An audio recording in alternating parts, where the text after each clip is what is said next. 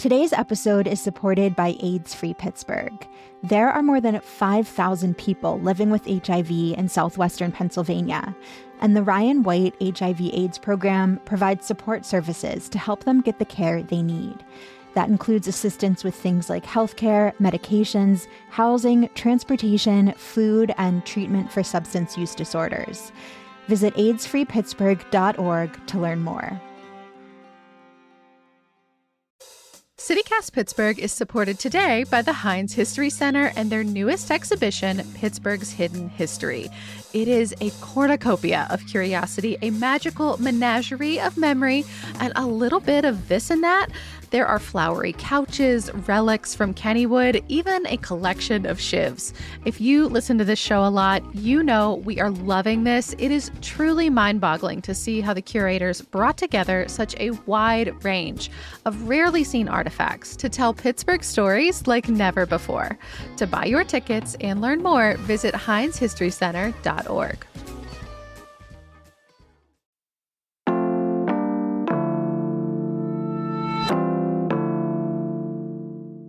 Today on CityCast Pittsburgh, Election Day is just around the corner, and here in Pittsburgh, we will be choosing our next mayor.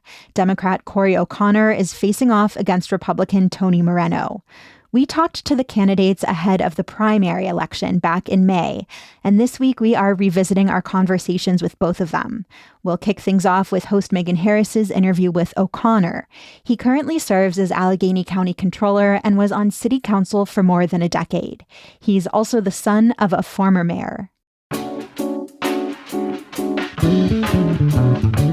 It's Tuesday, October 14th. I'm Mallory Falk, and here's what Pittsburgh's talking about.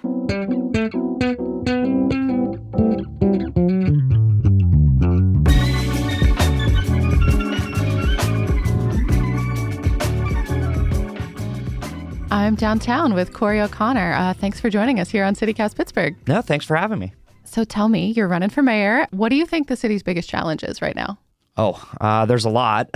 But, first, I think it's a growth conversation. I mean, if you look at our stagnant growth, and right now we seem to be managing decline instead of looking at growth. And if you go to our next census, we're probably going to be under 300,000 people, which is scary. I don't know. They've been saying that for 2 or 3 years now, and we're still hovering right above that line. It's close. But I think that's the reason to run. Somebody with a growth mentality that we can get. We don't have to worry about falling under 300,000 people. And it's funny when you go and you tell people, Pittsburgh might be under 300,000. We used to compete with Cleveland and Columbus. Mm-hmm. Toledo has 270,000. That's where we've come over the last couple of years, as we've fallen so far. And I think that's what I would bring to that office, a new mentality of growth and opportunity all around us. When people see vacant lots, vacant storefronts in neighborhoods, I look at that as opportunity. And we have to have somebody that's leading with that type of vision. And right now we just don't have it. So growth is number one. Then if you go to public safety, obviously, the carousel of chiefs of police is scary for a lot of people. And I'm sure we can get into that in a few minutes. But then it also comes down to you have ambulances and equipment that we were not investing in, and they're breaking down. Those are the vital equipment that we need to save lives. And ambulances break down to and from calls now. That means you're not steering the ship correctly at this point.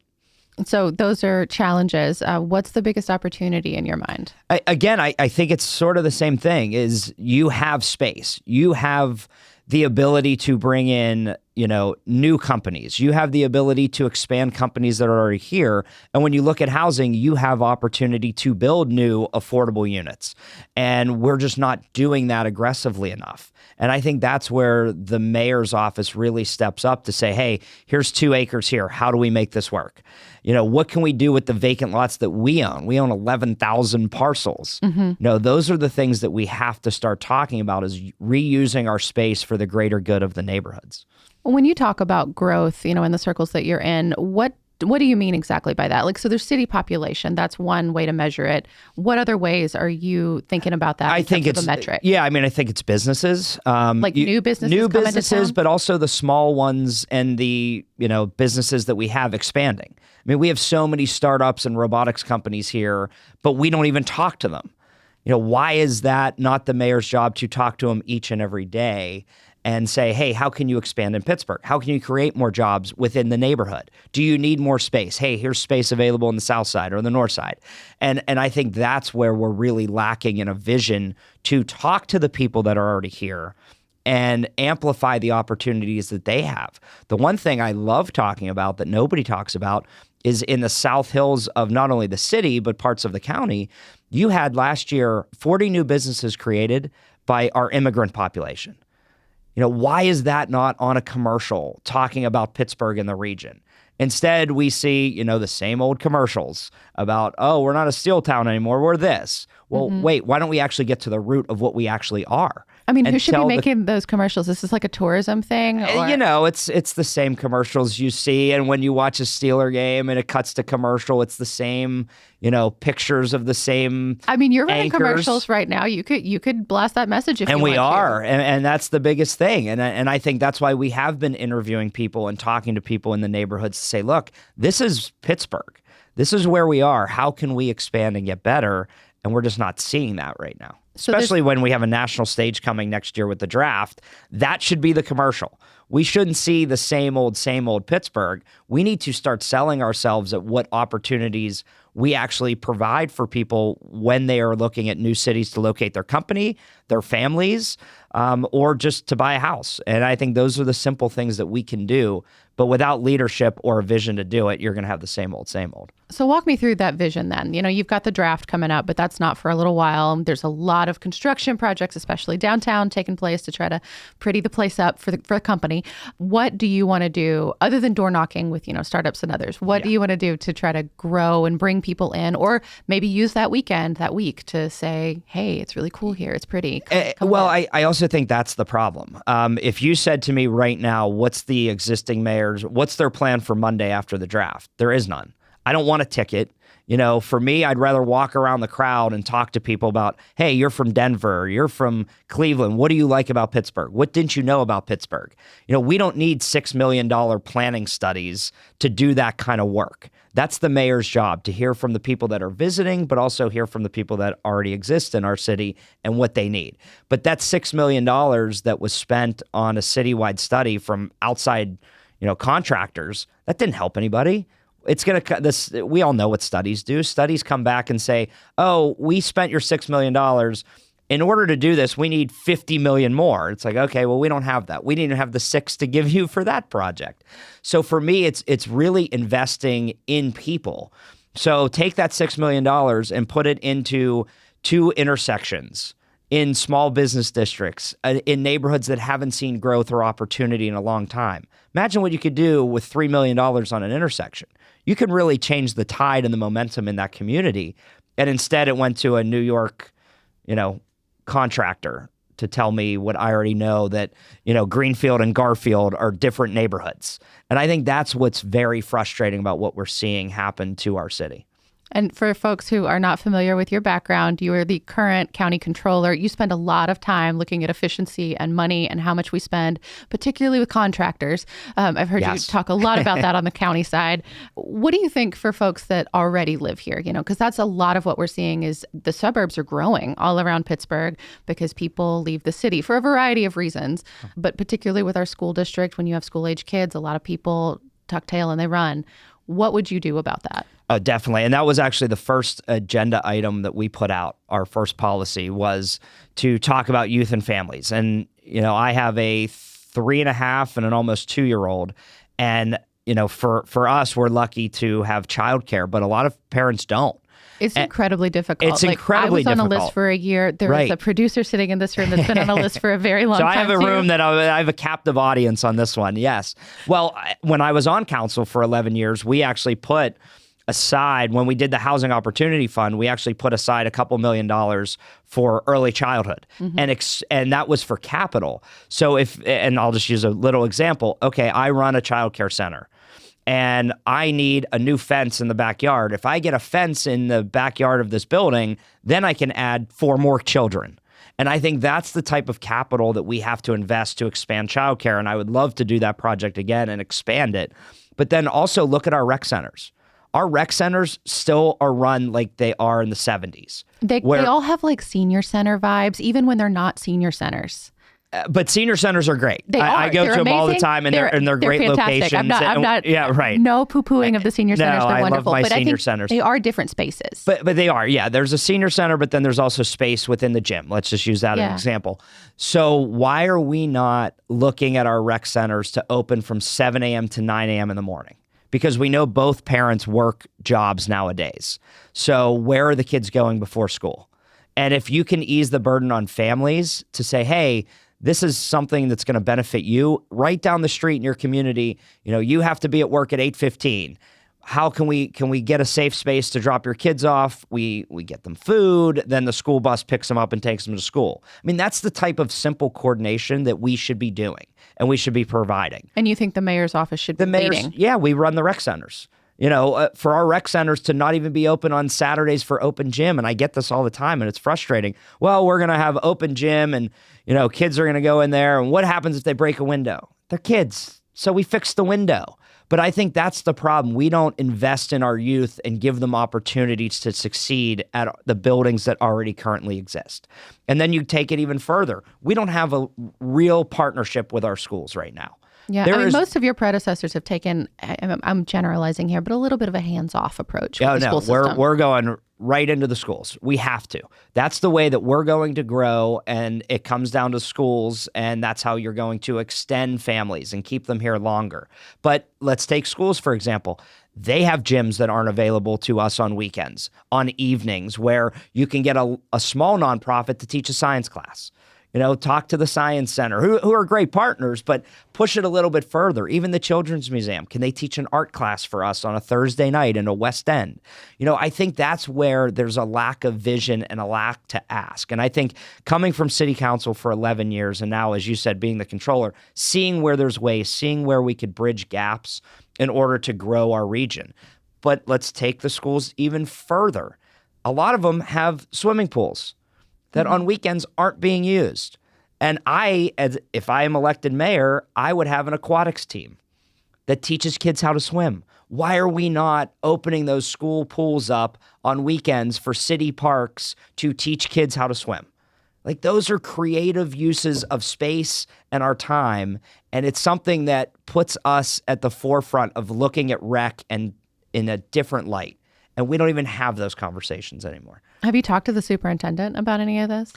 Not yet. I mean, I've met the person. Yeah, but no, I have not. I just wonder if there's any enthusiasm. Yeah, I mean, I've talked to some school board members when you're out on the campaign trail. But, I think, it's a prime time to actually have a detailed conversation about how this is going to work.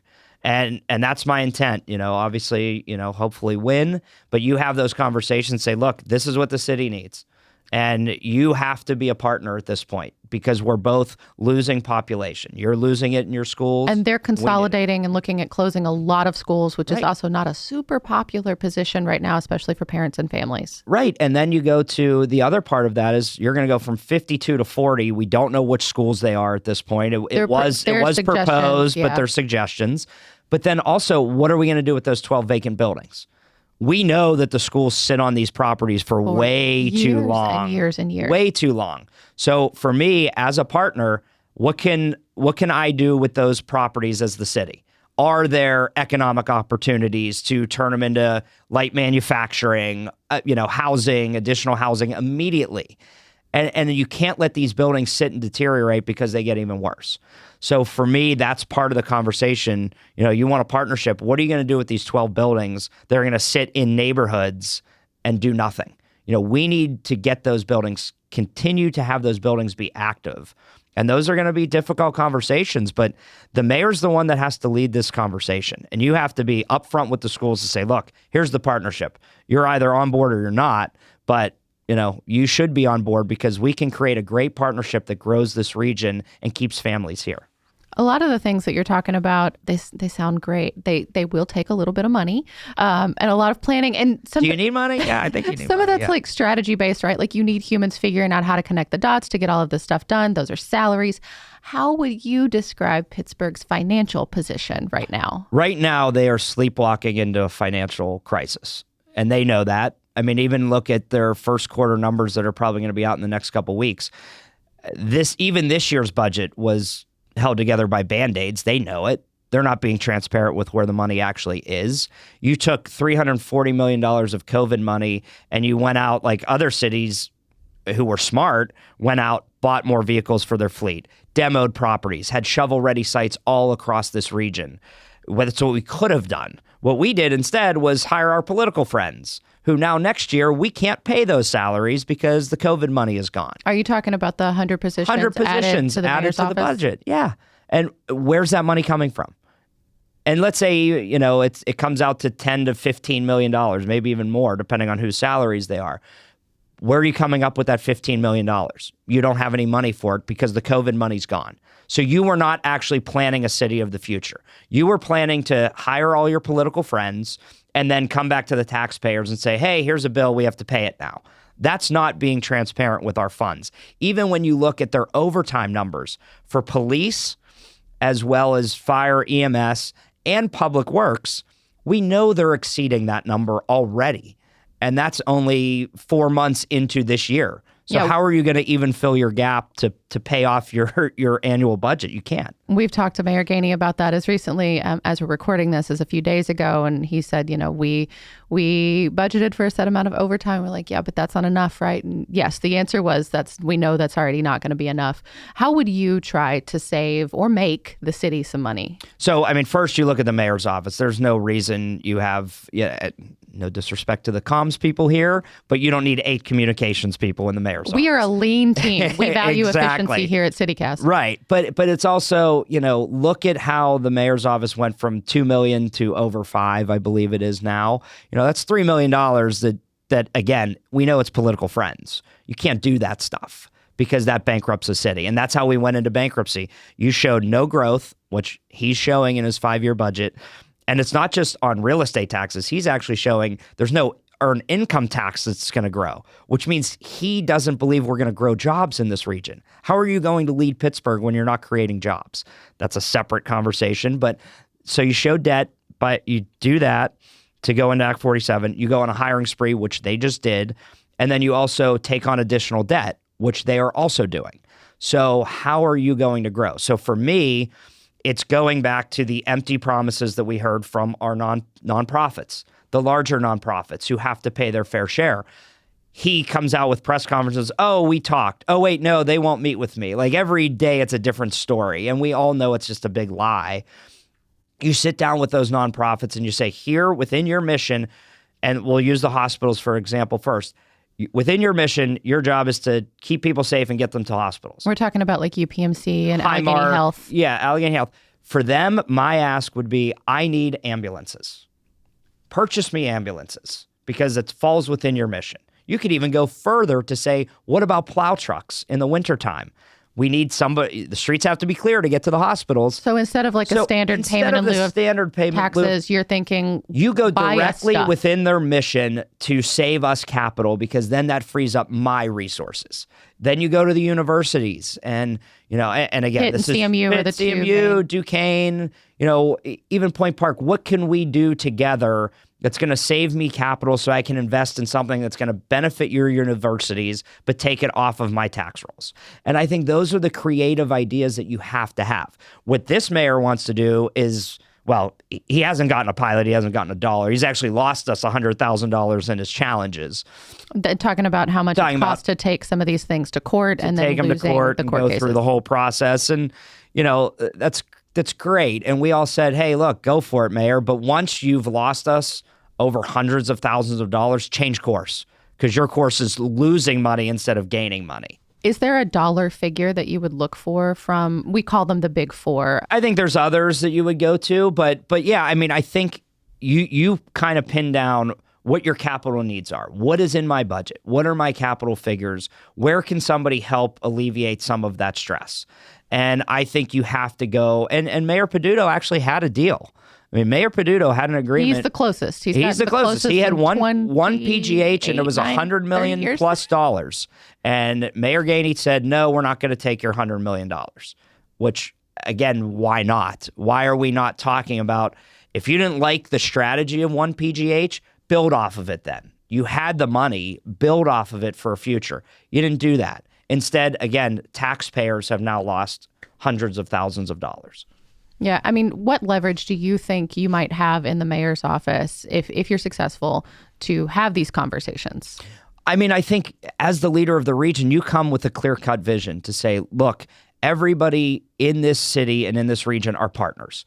How can we partner to actually get something accomplished? And, we can fight on certain issues as everybody does, but the reality of it is who's equipped to sit down, negotiate for the taxpayers, and win for Pittsburgh. And that's what you have to go in there to do. But I got to imagine Murphy, your dad, Ravenstall, Peduto, Gainey, they have all probably had a very similar conversation. Why do you think you would be able to be the one to get it done? Because I don't think they've ever been, and we actually had one for a while. It wasn't a lot. It was $5 million through Murphy. It was before my time, but my sense of it is that there was a lot of fussing because it wasn't what anyone thought was fair. Yeah, it went. I forget when it went away. Yeah. Luke was the mayor because I was on council voting on the pilot for a couple of years. But then since I think there was a lawsuit and then a big fight. Yeah, so. As the mayor, you go with a specific request. Right now, we don't see that. And we know that larger nonprofits, especially in the university community, how are they going to say, hey, your son or daughter's tuition is this number because we're bailing out Mayor Gainey and his debt in the city. That's why your tuition's so high. It doesn't work that way. But if you said to them, hey, that trail behind CMU's campus and Pitt's campus, let's even use Panther Hollow Bridge. When's it going to open? Pitt and CMU, that's a corridor to connect your universities. Do you mind chipping in $3 million? Again, using general numbers. Do you mind using $3 million to help us fix this bridge? Why are you not asking those questions? Those are simple questions that impact both universities, and they're willing to invest in this region, but yet nobody's asking. And I think that's the difference. I will go in with direct questions and direct asks. And, one of the things that Mayor Gainey has talked about in recent months, as some of this he's been talking more about UPMC maybe not coming to the table in the way that he thought they would. He said lawsuits are potentially on the table. That's another thing that's been tried several times. Is that something that you would imagine you would try straight out of the gate? No, I mean, he still has one out there, and it's not even UPMC. I think it's parcel challenges still, and look, we all said challenging their nonprofit status, saying that they're bringing in revenue in a way that's not true to the nonprofit spirit legally. I don't know what he's talking about. Another lawsuit that happened under Ravenstall, that lawsuit, but again. It just shows that there's no actual vision for Pittsburgh. And you've had 4 years. How have you not sat down with all the nonprofits in a room? Oh, well, they canceled he said they have. His excuse was, well, now they've canceled meetings. They all work here. How hard is it to meet at, let's all meet at Market Square and sit down and talk. Like, all those companies are located here. Why are we not having these conversations? Yeah. So you argue we're teetering on the brink. What would you imagine you would try to do to change that quickly? Like, what's the 100-day plan? I think right away it's got to be a pilot. You got to get that done immediately. Pilot tax is increases huge. On the table for you? I mean, I don't think so at this point. I think the bigger problem is, and what we should all fear is what is actually in this budget. We know it's the current budget. We know it's not transparent. We know the outgoing 5 years shows $0 for bridges, $0 for IT, $0 for small business support. They've cut our fleet from 9 million down to 2 million. What are the actual numbers? And we all know that this budget was just a phantom budget to get through an election. But if you're successful in the primary, you still have to live with this budget. Oh, for this year, yeah. Whoever takes over next year with this budget having gone through. Well, but then you actually will open up and see what the real numbers are. Like, what is our debt? But you have to live with that, whatever it is. Oh, you have to live with it, right? Whoever takes over in January. But I couldn't tell you what that number is. Is it 5 million? Is it 50 million? Right now, we don't know because they're not being transparent about any of it. And as we said earlier, if all of a sudden you take all that overtime that they baked in, and you've already gone over it, are they tapping into our reserves this year to fill out that budget? We have no idea what they're doing with our money. And I think coming from the county, seeing it as the controller who blew the whistle on the debt that was coming for a couple years as the controller. I at least see the county side, seeing what that debt is, knowing what's going to happen with the city just by generally looking at those numbers, that's scary. Because if you're not transparent and you can't fill in your budget gaps this year, where are you getting the money? Are they going to tap into our reserves? We don't know that because they're not telling us the truth. And if you start tapping into your reserves, and I said this at the county level, if you tap into your reserves, it would be like going to your savings account every time you're buying groceries. And that's a scary thought for a lot of people. And that's the way they're managing the city right now. But however they're managing the city right now, if you're successful and you take over in January, what would you do then? I think, obviously, I said, looking at the mayor's office and staffing, but then it's also getting a long-term pilot agreement, seeing what debt they've taken on that they shouldn't have taken on, and how do you, renegotiate some of these bonds that they're taking up. And also, the URA took out a loan for the Housing Opportunity Fund, which is great. I voted for the Housing Opportunity Fund. But why is the city paying the URA's debt? I've never heard of that before, ever. The city should not take on additional debt from authorities, but that's what these guys are doing.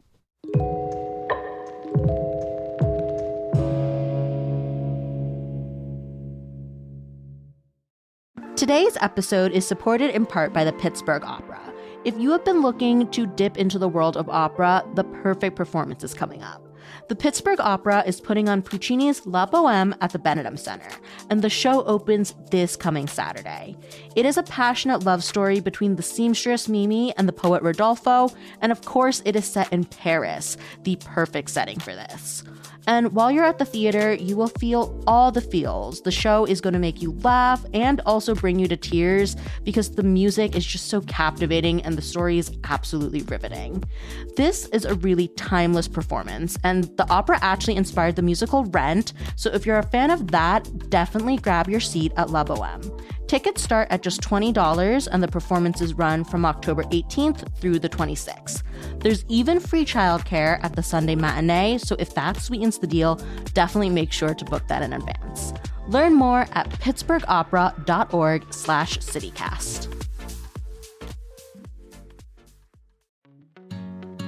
The picketers who stand outside Planned Parenthood health centers are bullies, plain and simple.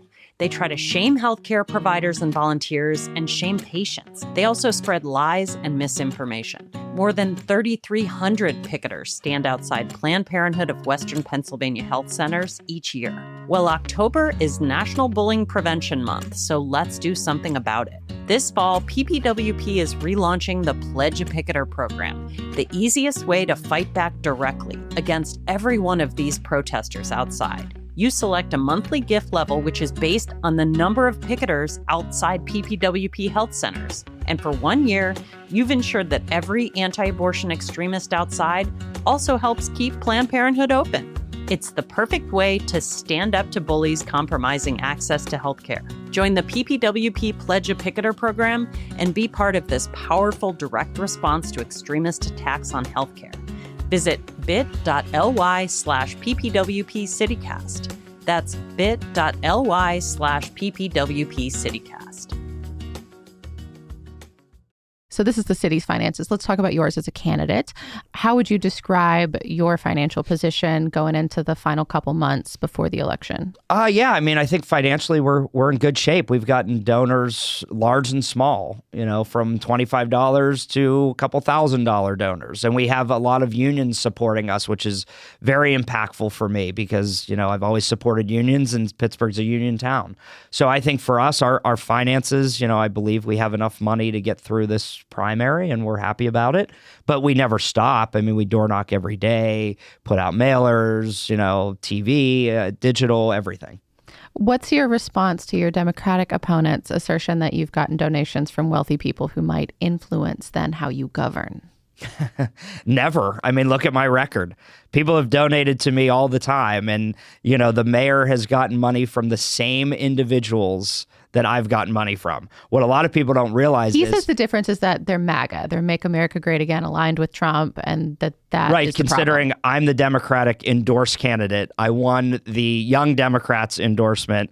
and the Pitt College Dems endorsement and the 14th Ward Democratic endorsement. So I'm the Democratic nominee for this race. And he's taken dollars from the same exact individuals. He's taken them over the last 4 years. And his excuse now is, well, they're MAGA. And it's like, okay, well, let's explain that, Ed. These are people that have given to Josh Shapiro. They've given to him, the mayor himself. They've given to Chris DeLuzio. They've given to Bob Casey. These are Republican donors within the city of Pittsburgh. However, if he wants to continue to lie about this, let's get to the facts. He is the mayor who wanted to use our tax dollars and welcome Donald Trump and MAGA to host their Republican National Convention in our city. Mayor Gainey wanted to do that. So that was our tax dollars going to put on display every cut that they're doing right now that affects our neighborhoods. Ed Gainey wanted to welcome him here with open arms and use our tax money to bring Donald Trump to Pittsburgh. What about for this cycle? Have you rejected personally any donations for this primary?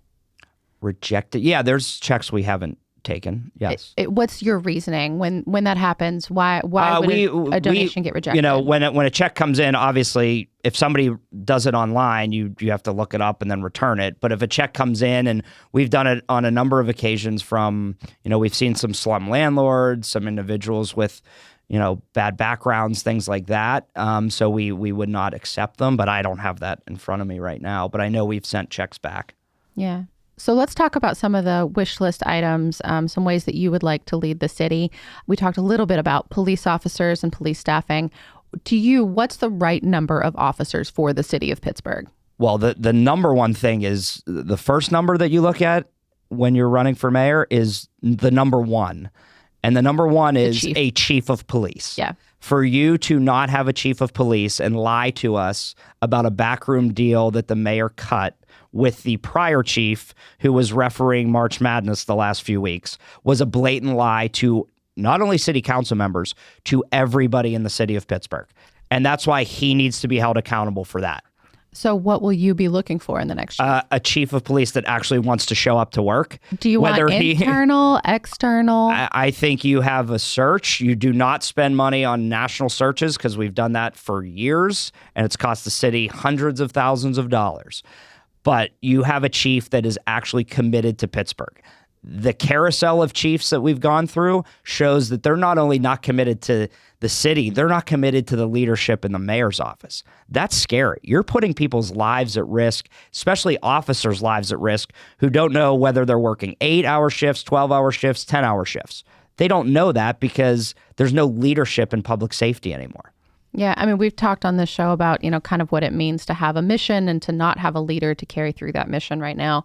But we didn't talk about the number. How many officers do you think Pittsburgh needs? Well, right now this is under six, it's 600 something. Roll call right now is about 600, but that's because some folks are on leave and other things. Yeah. We're authorized for 900. Right. And I think, at one point we had up to 1,000, when I was on council. So I think, for me, it's starting with the chief, but then it's also recruiting and retention. I think if officers see that there's leadership again in the department, they might stay. And I think that's got to be a conversation that you have to have. Right now, there's no leadership at all in this city. And I think that's the problem. And that's why people are leaving to go other places, because they want leadership in their force. They want to know what zone they're going to be operating in. And I also think when you're talking about recruiting, it's investing in officers, it's investing in current and then future officers, but then also looking at data. Data stats are outrageous right now, and they're only reporting half of the stats. What do you mean? What stats? So the crime stats. If you look last year, we had almost 1,000 car break-ins, and there was one officer working on car break-ins. That's ridiculous that's our number. But yet, they think everything's great. It's not. The number that Mayor Gainey talks a lot about is homicides, but there are obviously other forms of crime that we need folks to be focused on. Yeah, you have burglaries, you have arson, you have break-ins. Those are crimes that happen, vandalism, and the mayor doesn't talk about any of those things. And that's where it's just you're not being transparent with what's actually happening in our streets, and that's a big problem. Pittsburgh has never, at least in the time that I've been here, had like a simple dashboard or anything like that from the city level that gives me any clarity on what kind of crime is happening in this city. And I started my career as a crime reporter in other cities. It does exist. This technology has been around for a long time. And you need that technology because, and I will say this, year one, you want to produce every crime stat. So then you actually know what you're measured up against. So for me, yes, you hire a chief that's going to look at the data, that's going to actually produce it for the public so that we can see what's happening in our city. That will actually help you to use your force to deploy them in certain areas at certain times. But if you're not using data, then, you're just struggling and you're not doing a service to the people of Pittsburgh. When we talk about growth, one question that we're going to put to every candidate is, what do you think about trying to grow the city right now as we're also looking at our public transit system, talking about changing everything, potentially literally closing the doors on a lot of our routes and other things. Do you think that we can grow this community without a thriving public transit system? No, I mean, you obviously have to work with the transit authority, as I do, as the controller. I wish I had the ability to audit. Not that I'm saying they're doing anything wrong, but it just would give you a better picture from an independent auditor. But authorities, we cannot do. So I think the transit system is under the auspices of the county, but as mayor, like anyone who sits in the mayor's office I'm answering your has question. to care about transit. Yeah, right. That's for our listeners as much as anybody. Sorry. Yeah. Okay. So, but for me, yes, it's connectivity. And, can we be creative in that connectivity? If, we have to go up to the state and fight with our friends at the county to save, those transit lines, we have to do that. But we also have to be realistic in then transit-oriented development around the city. If they have to cut lines, and we don't know that that's for sure, but where are those? That's on the table. So where are the most people going to be on which lines? And then you do development around those lines. And that's kind of what the PRT was supposed to be about. And now that you're going to make all of these cuts, possibly, how does that impact us on a daily basis? What are some gaps we can fill in? Again, the universities who have shuttles, are there gaps that they can help fill in? But if you're not bringing everybody to the table to have those conversations about filling those gaps, you're going to struggle. And I think that's, again, the clear difference. You sit in a room and you try to figure out the solution. And yes, it's more county than city, but everything that happens with Port Authority affects us in the city, or not Port Authority now, PRT. Yeah, PRT. But that's something that if you're successful in the primary, you'd want to be involved in those conversations. 100%. You have to be involved in those conversations. And it's not just people getting to and from work. It's also connecting lines so that kids get to school. Mm-hmm. And we don't see that conversation enough right now. It's getting people around the city, but let's not forget about the kids that need that transfer to get to school on time. And those are cuts that are going to impact a lot of people. So where do you bridge those gaps? How do we work with our schools to then have maybe an additional bus stop, whatever it might be, to help bridge those gaps if the county has to make those cuts? Do you have any plans to appeal to the state on behalf of our community, just in your current role? Yes, I mean, I think definitely we're having those conversations right now, and then we have to. The PRT is a lifeblood for a lot of people, and we have to use that.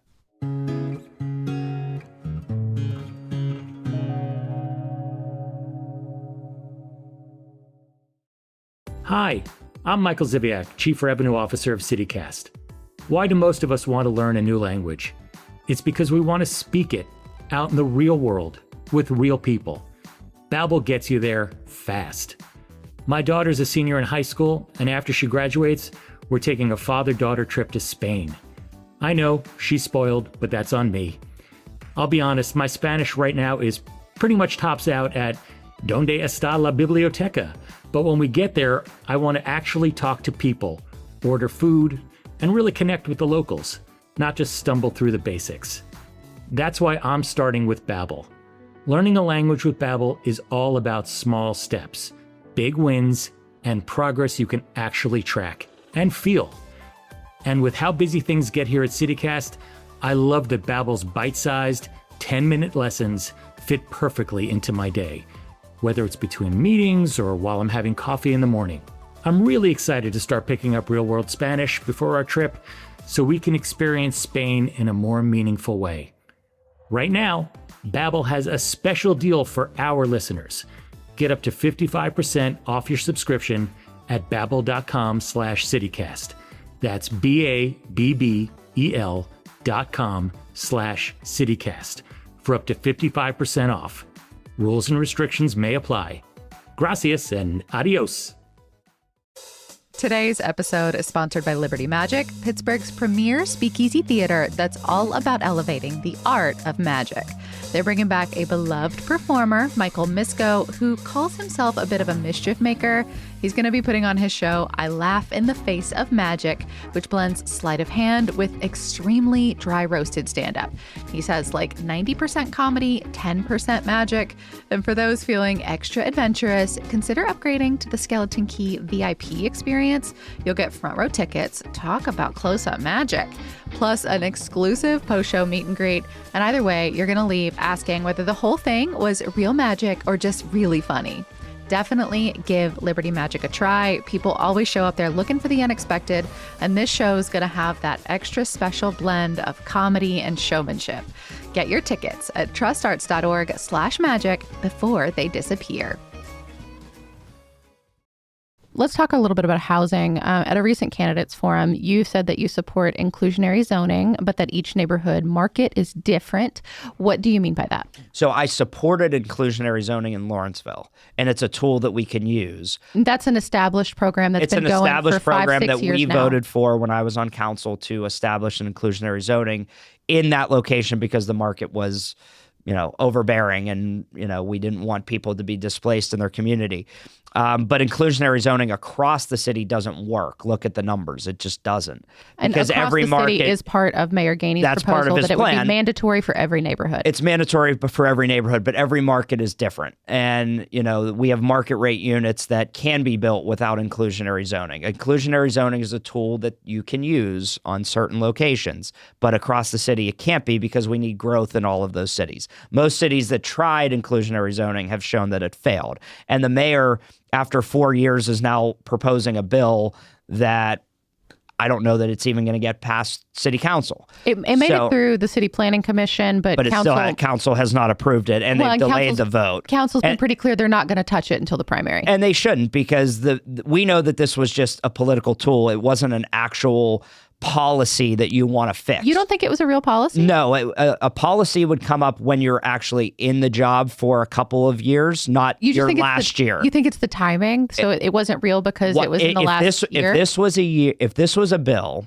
that you wanted to have passed because you thought it would impact all these brand new units of affordable housing, which, by the way, his number went from 3,000 to 2,000 to 1,400 to 1,000 units of housing that he built. I know. And he none of those are true. Yeah, none of them are true. But they go with, we kept, I don't even know what his number is now, but it's a lie. He knows he's not building. And also, even take his number on inclusionary zoning. He wants 90% market, 10% affordable. Okay, you're 10% affordable. Let's go to that number. Your goal is 1,000 units a year in the city of Pittsburgh. That was our goal in 2012. Mm-hmm. So his actual number is to build 100 affordable housing units. That's it. That's not a goal. That's just, again, a political tool that you want to use for the next month. We know that the data doesn't show that this works. And if it did work, why was this not a policy when you started? Why is it a policy that came up 2 months before an election? Well, it wasn't 2 months before an election. He did propose it at the beginning of last summer. But you knew you had to go through planning. I know you which was going to be a 6-month process. That's so jaded. You really think can it not be both? Can it not be both? No, it's not both. When you're playing games with people's lives like they have been, and you talk about affordable housing, we need 6,000 affordable housing units, not 100 units a year. So let's get real on who can actually produce that when you have no land that's ready to be built on, when you are using the governor's plan to revitalize some units downtown, which is a great idea, but not every building can be gutted downtown for just housing, and we know that. Yeah, it's a really expensive prospect. There are companies here that have done it well. There's some that can do it. But it takes time. But then you also look at, again, what are his actual numbers? Show me your 3,000 affordable units you built in your 3 years. I will guarantee you, it's like a combo of like it's units that have been built over the years. Yeah, they've already been built. They've changed them. So again, they're not his credit. Why does he get credit for that? Kept them online. They kept them in the affordable column. And then you don't get credit for not building new units. Some of the other ones, I'm just doing. I know you're doing your job, but it's kind of funny. You have to admit it's kind of funny. In line to become affordable, but they're not there yet. So in 50 years, I'm going to build 500 units. Okay, does he get credit for that? Put my 500 that I just said on his record? I really want to believe that it can be both, that like our politicians here in town, no matter what office they hold, that they can propose something in an election year and want it to work out, and it also be for political gain. Like it can be both, I hope. Okay, let's go with that theory then. If you are a political leader, then how come you didn't have votes on city council to pass your agenda or your bill? Because you didn't actually want to work with people to get a bill passed. That's leadership. That's going to council members. And I've done it before. I did it when we passed gun safety laws. I did it when we passed paid sick leave. Those are bills where you work with council members to get a bill that's going to actually pass. You talk about density. You talk about cleaning up the code. You talk about planning. Those are good things. But if you're not an actual leader and working with council members, you don't have a bill. And that's what we're seeing right now. There's no bill.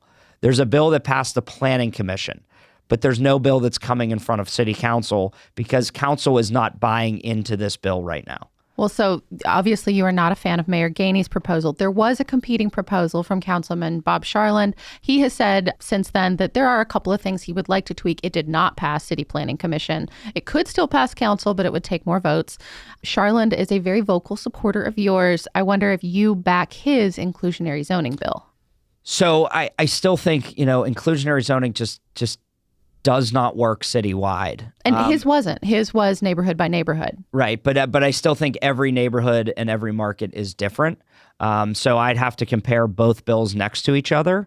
But I also think if you're willing to negotiate, that's where a mayor comes in. So you get a bill that actually works, not a bill for political purposes, that you get a win right before a primary and you didn't even get the win. So, you're not even building affordable units right now. And I think that's where there's no leadership in Pittsburgh anymore. You see press release after press release, but you don't actually see anything happening. And I think that's where people are frustrated, and we deserve better. We deserve a leader that's willing to work with council members, whether they support you or they don't. And besides the zoning bill that was proposed, which isn't going anywhere, what other major initiatives have they proposed? So what would you propose? No, not even in zoning. Just what have they proposed? I'll leave that question for Mayor Gainey. What would your plan be to build for housing? More housing, affordable or otherwise? So if you look at my record, I voted for the Affordable Housing Trust Fund. That's a tool that can be used. You have tax credits. You have LRTAs. What we should have done was have shovel-ready sites with the COVID relief money that we got so that it's easier to build units. But we didn't. So now you have to then start investing in cleaning out our lots, ensuring that community groups and community development groups have the ability to have access to those spaces, whether it's waiving permit fees, waiving, tap-in fees. All of those things build up so that a community organization can actually go out and build more units of development. And that's not what we're seeing. We're not seeing any plan to do any of that right now. So you're talking about streamlining some of those processes. I ask because, I have a friend, for example, that is very knowledgeable about this stuff, as wonky as you and I, and tried for years to buy the empty lot across the street from his house and couldn't do it. You have to streamline all of those things. It's permits, it's getting deeds and titles off of vacant lots so that we can sell them to neighborhood groups. So we can even sell a side lot to somebody that wants to cut the grass because they don't want this overgrown grass next to their house. They wanted to cut the tree down so they could have the view back. But it's those basics that we're not investing in those things, but we're out hiring 100 political people. That's where you are not looking at Pittsburgh 10 years from now. You're looking at it as a political game to get reelected. And that's the shame of it, because our city has great bones and structure. That's why I'm excited to do this job. You have the ability to rebuild one of America's greatest cities. You just need a leader at the top to actually push this agenda forward of growth and opportunity, and they just don't do it. Do you imagine that some of the folks who support you would be a partner in this? I'm thinking, for example, of some of the housing developers that have donated to your campaign. So the chair of my campaign is an affordable housing developer. And he was instrumental in us building, and nobody said we could do affordable housing in Squirrel Hill, and the gateway to Squirrel Hill are 2 affordable housing buildings. So for me, yes, we're going to rely on individuals, whether they support me or not. There are great people out there that, if they're not supporting me, they still have an open door to come into my office. And I think that's the difference between the 2 candidates. I'm willing to talk to anybody, whether you supported me or you didn't, because you have an agenda that will help Pittsburgh grow. Right now, we know from this administration, the deputy mayor doesn't return people's phone calls. He said it publicly. Now It actually sounded like they took some pride in that. But wait, you don't take somebody's phone call. They say they're not beholden to those people because of the way it's always been done. But regardless, whether you support the mayor or you don't, if you are a community group and you didn't support the mayor, that means the deputy mayor is not going to return your phone call. Good luck getting your garbage picked up, getting your street plowed, getting your street paved. This is a deputy mayor who is not returning people's calls. How do you operate a city? Everybody should have a fair chance to talk to the mayor, whether they support you or they don't. And I think that's why you're struggling. Previous mayors have published, say, their daily schedules, for example, online. Yeah, I would publish it in a heartbeat. Constituents can find them if they want to. That's something you think you might bring back? I would do day one, because I think people should know what the mayor's up to. You are our taxpayers. I'm supposed to be out there pushing the agenda to help you. You should know what my daily routine is. Who did you vote for in the most recent presidential election? Harris. We're asking everybody. Okay. What do you think you would be able to do if you're successful in the primary, because that's when Pittsburgh tends to choose these things, to help Pittsburgh weather some of the federal policy changes that have been happening? I mean, we have stood up to Trump at all times, whether it's a rally, whether it's making a comment. For me, I think these cuts are hurting our most vulnerable population right now. And that's why, I campaigned against the individual. And I think that's why, we have to band together and see, what would happen if some of these cuts actually go through. How do we have partners at the table from the nonprofits, from the foundation community, to allow us to, tap into their resources so that we can keep jobs, especially when it comes to research and life sciences that we're seeing at Pitt and CMU and some of those drastic cuts that might come to our universities. So you stand up and you fight, but then, you also never give in. I mean, I think that's one thing that, unfortunately, I was on council when this individual was president last time. So we know that we're not going to see millions of dollars of federal money. So how do we then stretch every dollar in our city to help us expand, to help make sure we get potholes fixed, to help make sure we build new playgrounds? That's why you need somebody that's a watchdog to see where our money's going, not somebody that just puts out phantom budgets all the time.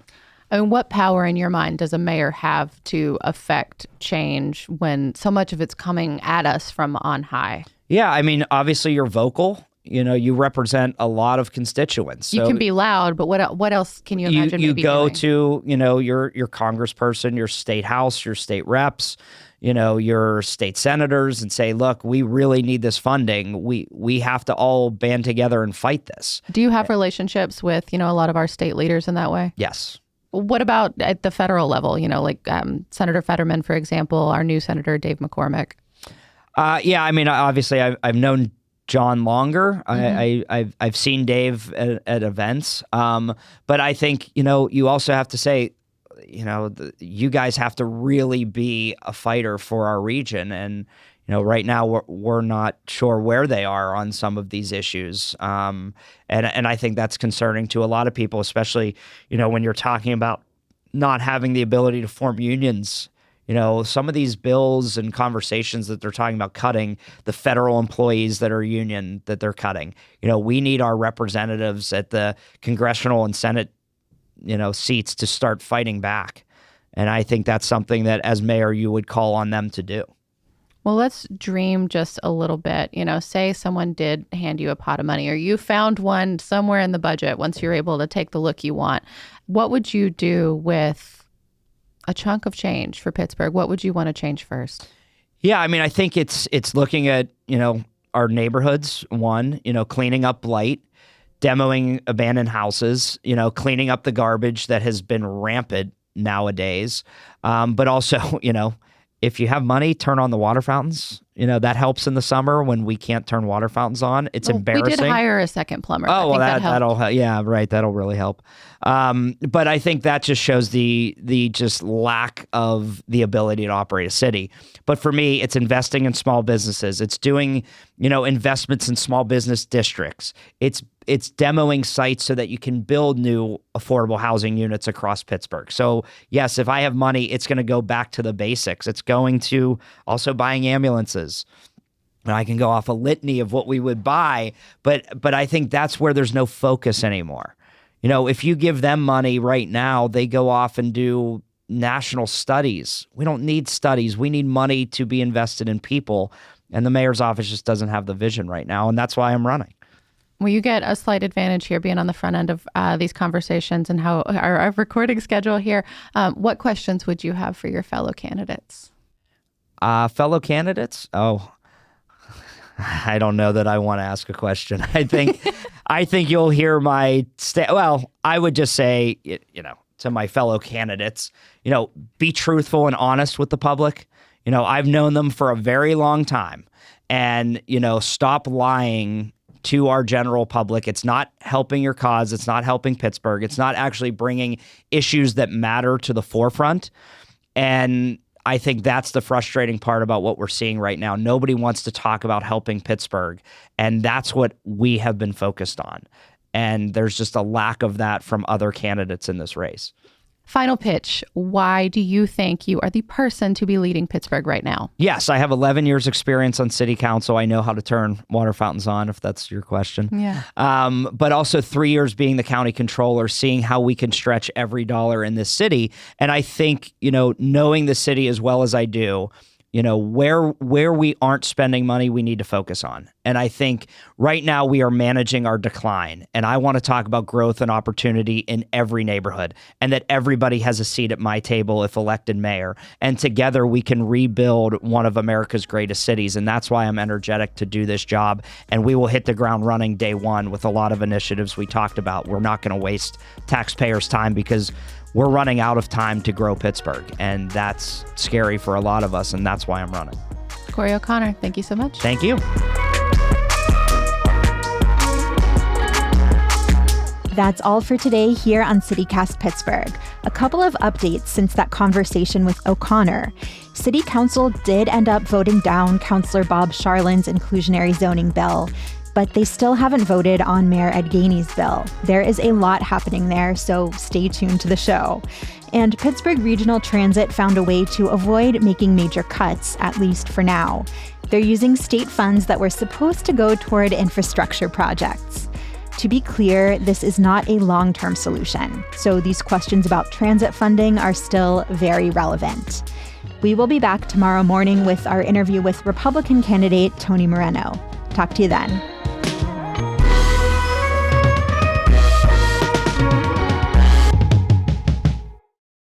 Have you seen the flyer that Gainey is circulating? They say it's very popular in the 14th Ward. Oh, is it? Yeah, that's why I won the 14th Ward Independent Club endorsement.